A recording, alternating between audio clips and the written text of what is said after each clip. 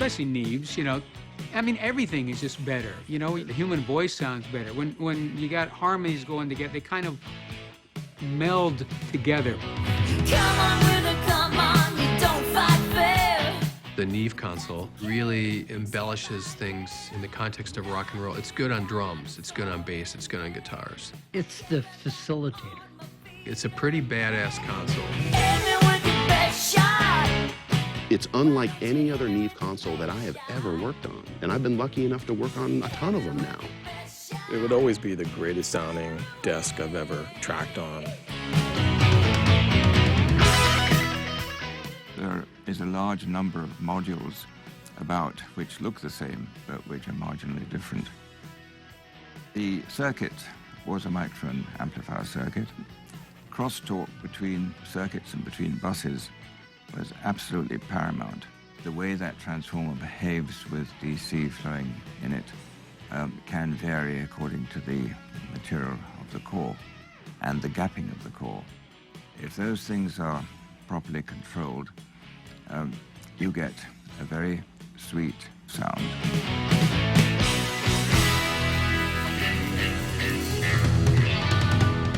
Rupert Neve is a fucking genius.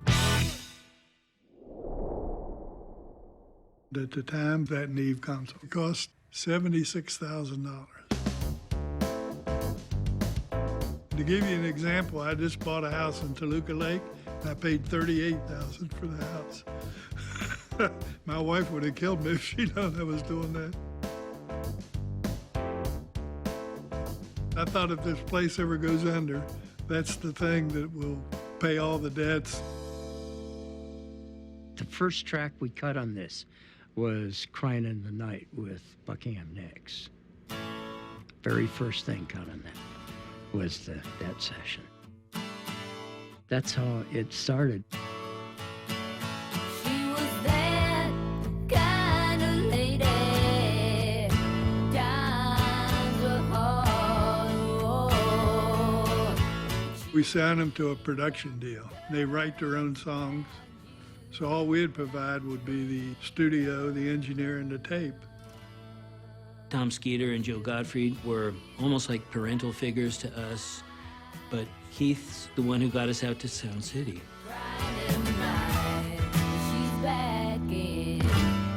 When we first moved to LA, we didn't have a place. We stayed at Keith's house. They're starving and they're broke. Lindsay was painting and Stevie was cleaning Keith Olsen's house. I'd walk through with my broom and, you know, Keith would go like, "That's the maid." And I'd be like, "I'm not going to be the maid for long, just so you know, just so you all know."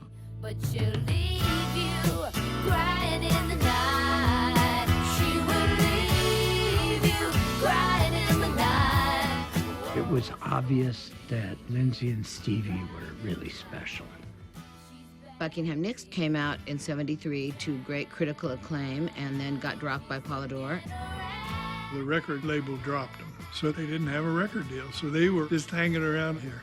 She's a come on lady. It was like our home. It was like our home away from home.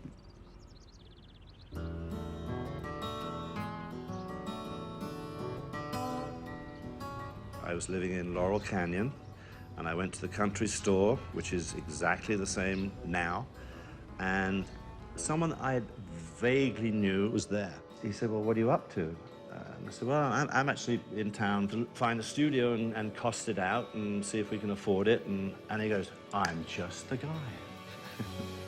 This rock and roll guy came to us one day and he said, "You know, I hang out with all these rock bands and I go to the clubs and all that. If I can bring a band in here, will you give me 10%? We said, "All day long, bring them in." Mick Fleetwood came in to see the studio. I played him a couple of tracks from Stevie and Lindsay.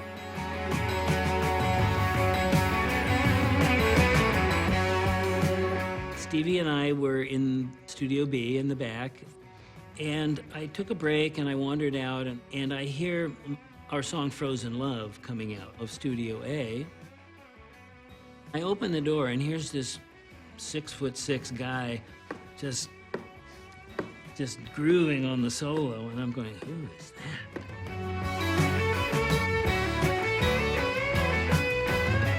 I met Lindsay literally in passing, and I went off, not even thinking anything other than I've heard some good music that was made in the studio that I'm going to use. We made a deal to do Fleetwood Mac's next album at Sound City. Joe was thrilled. God, we're going to make our payments. Yeah, everything was good. Fleetwood Mac had had a few albums with Peter Green in England that had been successful. Then, after Peter left, Bob Welch, who then joined the band, was more of a jazz guitarist. Mick called me. Bob Welch just left the band. I phoned Keith Olsen. I said, you know the tape that you played? Tell me. We're looking for a guitar player. And Keith's like, well, there is a problem there because you will never get him without taking her. He's gonna have to take my girlfriend too. And that was the beginning of it.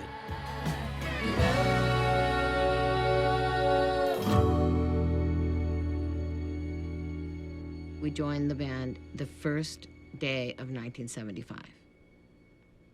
And then we go straight to Sound City. The first days in the studio were just amazing.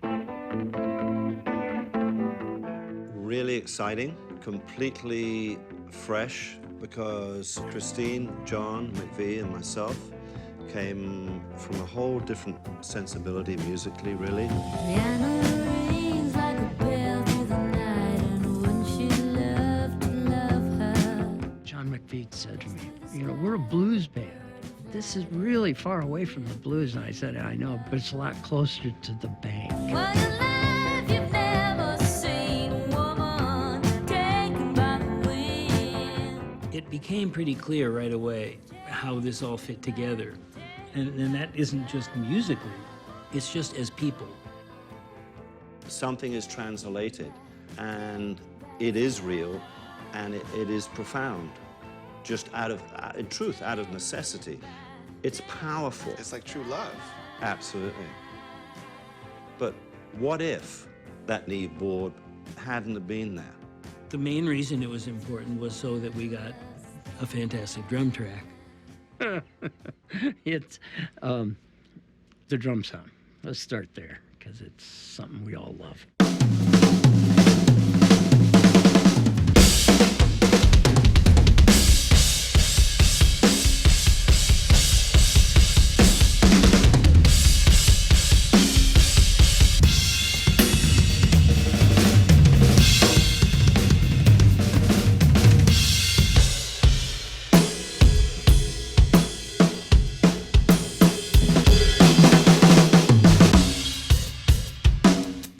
And the feel of a song are like the heartbeat of the song. It can be the backbone of the song. It can be the foundation of the song.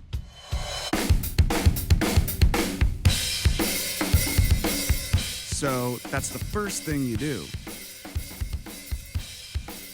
You set up your kit, then you start putting up your microphones. A room like this has a really nice decay. So you put mics around the room to capture that. You put close mics on the drums.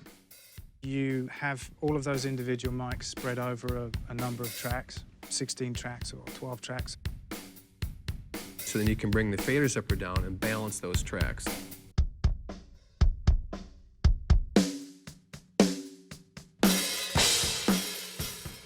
Once you get a good drum take, then it's like, oh, okay, great. Now we got the beginning of a song. Now we can actually start putting more shit on it.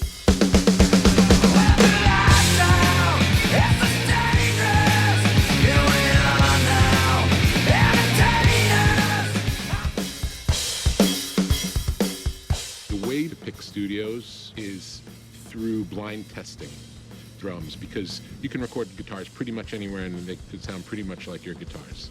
But drums really change from room to room. That room shouldn't, on paper, be a great drum room, because it's like a big old square room. Sound City was a Vox factory. in the 60s, I guess. They built box amps there, and then they built the A control room in '64. It's one of those spaces that just randomly, haphazardly turned out to be fantastic to record a drum set in. That room is the space. It's like what happens between the notes. What you're playing, there's a sound that's pretty magical. Every room has their sweet spot for that sound, you know. This, I think, has always been Sound City's real sweet spot. And the freaky thing is no one designed it.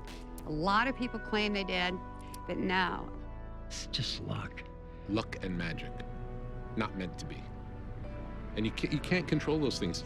Selfishly, the drum sound is probably why we went there, I confess. 'Cause when the loving starts and the lights go down, and there's not another living soul around. None of it is planned. Sound City was welcoming, and we knew that we had a home there. It's a church.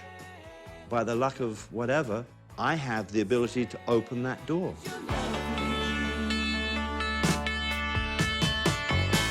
From that Fleetwood Mac album, then we get Santana and Grateful Dead. Once you have big hits like that, that was huge. Dancing in the streets, dancing, dancing.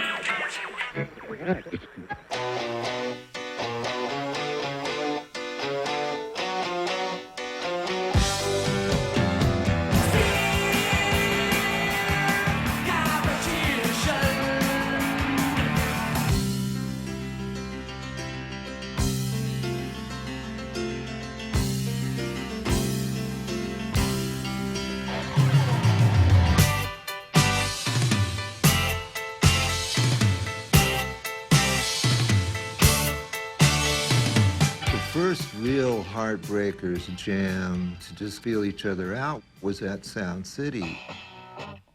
The studio was fine, but we just didn't have our shit together. We weren't ready. We didn't have the songs. We didn't really know how to play that well. This is how you make records. It was cruel because it sounded so real. And you go into the control room and they crank up through those speakers and you go, man, I suck. I tell you, the vocal mic is just a little bit loud. That no frills, no effects, no place to hide, everything coming out of an amp or everything coming right out of a speaker or right off a microphone. That approach, that was Sound City. By our third album, we wanted to get somebody that could make a good sounding record. So we hired Jimmy Iovine. He'd been a recording engineer and he'd worked with Lennon and with Springsteen, and they were recording live tracks.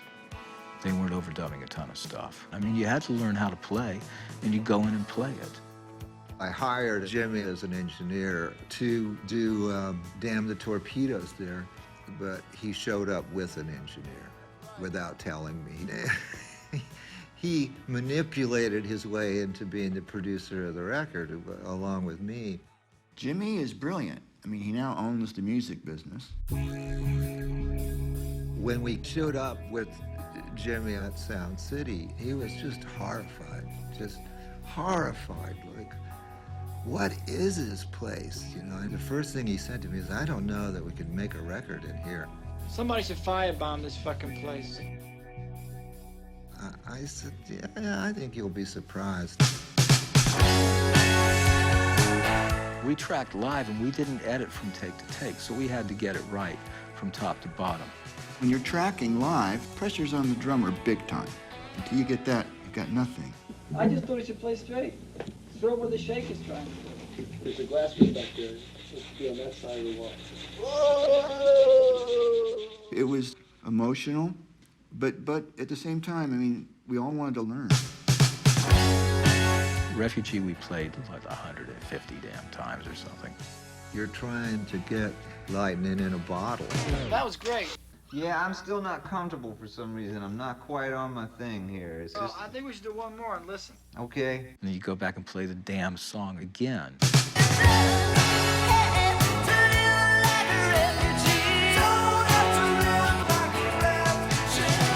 It might look easy, but if you're trying to go for greatness, and a lot of times you're going to fall short.